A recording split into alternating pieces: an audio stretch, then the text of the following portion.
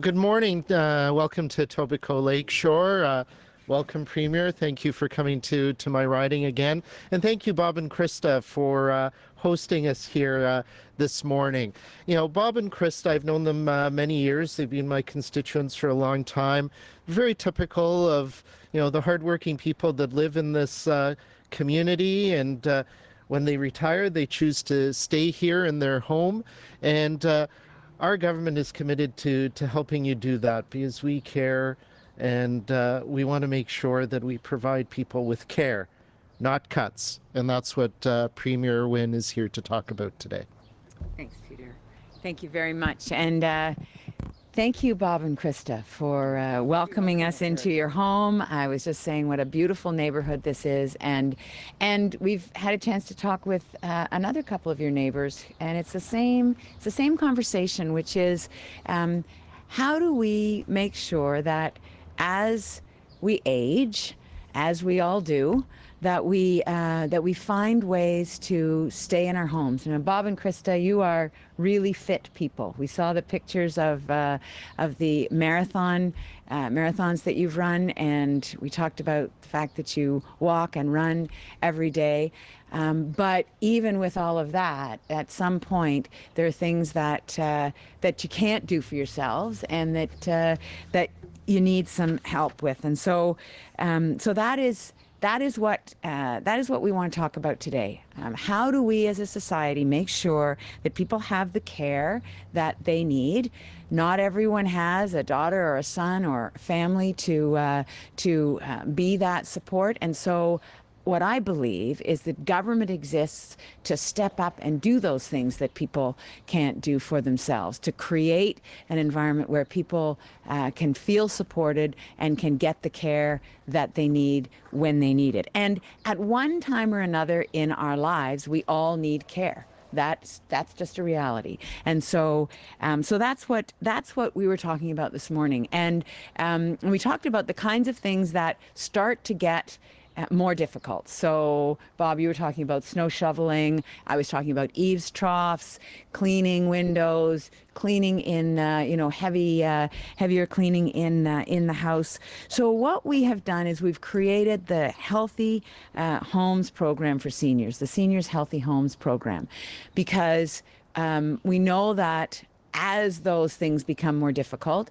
and as it becomes more of a challenge to do them yourselves, you need some support. And so $750 a year is what we're putting in place for the Seniors Healthy Homes program, so that people can access that little bit of support that they might need throughout the year. And that's an annual event, or an annual amount.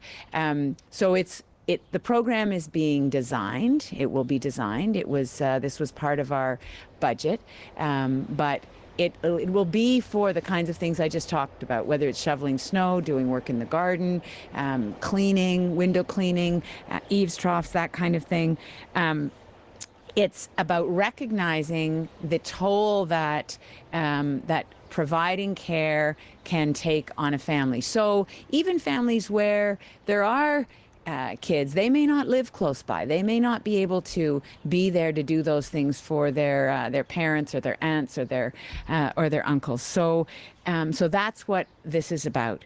The other thing that we're doing is we're making a big investment to bring more care right into the home. And Krista, you talked about this, and you talked about a neighbor who actually had wanted to stay at home and was very ill, and the need to have more care in the home. And so in the budget that we passed yesterday in the legislature, there's a big funding boost to add millions of hours of personal support care in people's homes when they need it and where they need it. And so that means whether you're living in an apartment, whether you're living in a townhouse or a condo, or in a standalone home, that you will have more access to more care as you need it.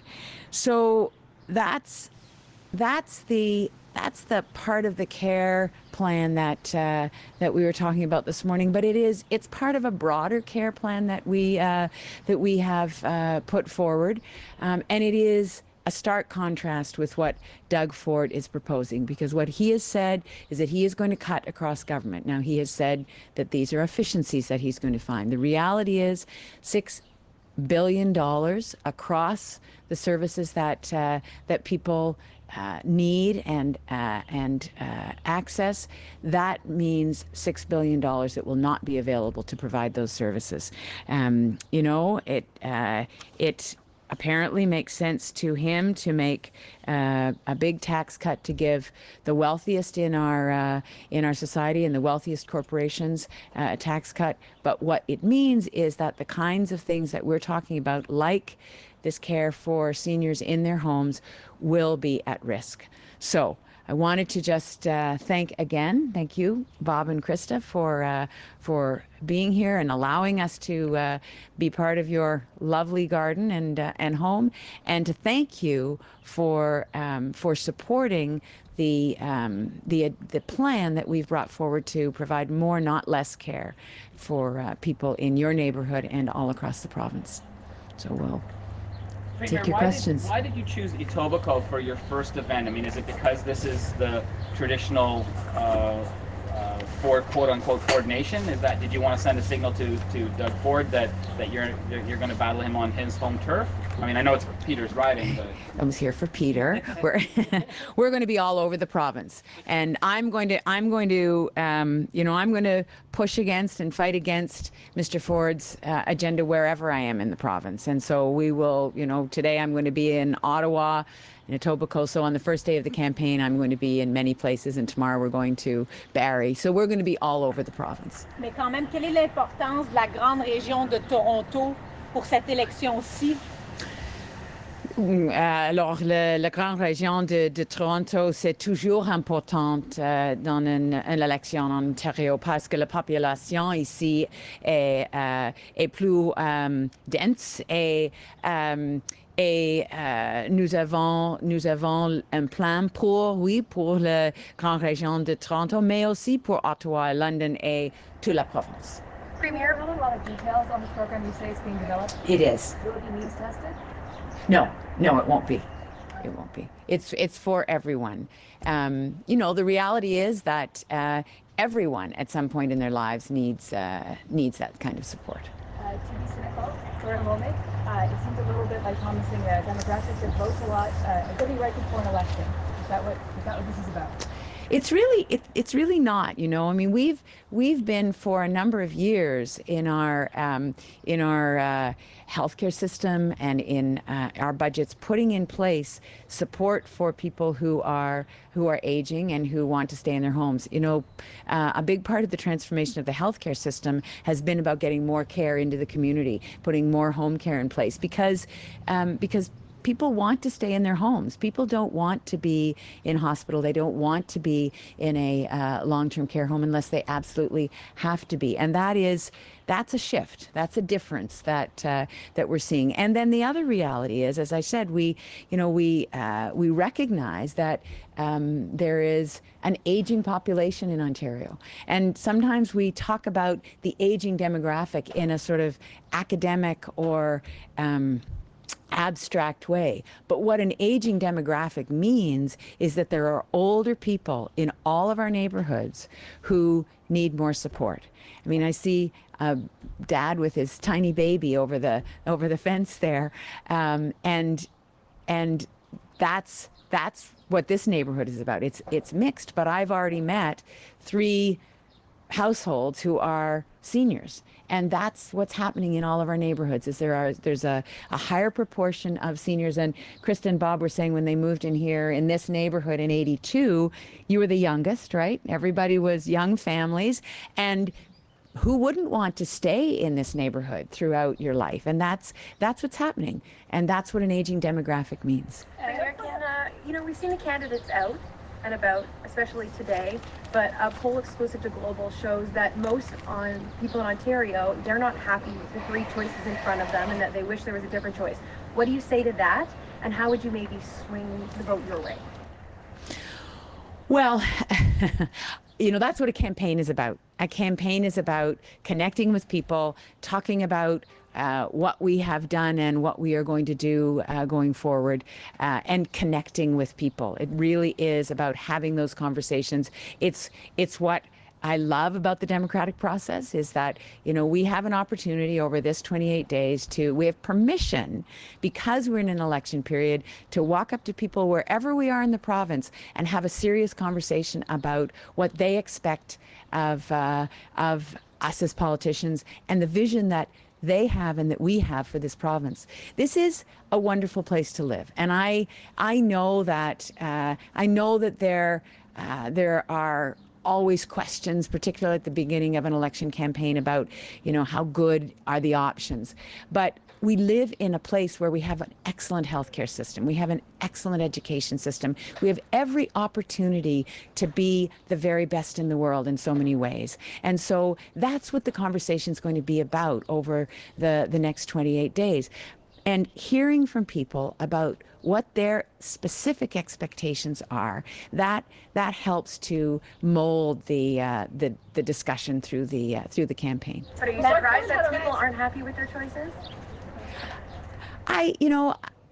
I think that there are always questions. There are always questions about the political options. I've never been in an election campaign, and I've been in a lot now. I've never been in an election campaign where the newspaper said everybody's really happy with all the options. They're really happy with what all the politicians have done and what they're offering. That's just not how it works, And people are right to be critical. They're right to ask questions, because their lives and their comfort and their opportunity is at stake. And so it's right for them to question us and question us hard. L'annonce d'aujourd'hui était évidemment dans le budget. Est-ce que c'est ça votre stratégie, de chaque jour annoncer à nouveau ce qu'on a appris dans le budget? Alors, nous avons dit que beaucoup de choses dans le budget sont les choses que sont notre plan. Et nous allons parler de notre plan avec plus de détails pour assurer que les Ontariens, les Ontariennes comprennent qu'est-ce que le bénéfice de notre plan. You painted this race as a stark choice between you and Doug Ford's plan. But what's to differentiate you from the NDP that's keeping some people from choosing, the third option? Yeah, that's a great question, and I've also said that there's a lot of similarity in terms of direction between what we're putting forward and what the NDP is putting forward. The difference is that we actually have laid out how we would do the things that they would do, how we would pay for them, what the impacts would be, and in many cases that's not the case with the NDP, and there's some real concerns about some of the things that the NDP has put forward in terms of what the impact would really be. So that is the difference. Our plan has a clear path to implementation. We know exactly how we would move forward with it. On a separate issue, if you had a candidate who hired actors to show up as supporters at one of your rallies, would you drop him as a candidate? Well, I'm not going to comment on what Mr. Ford should or shouldn't do in that case. It wouldn't happen on one of our campaigns. It just would not be the way we would function. So you'll have to ask him about that.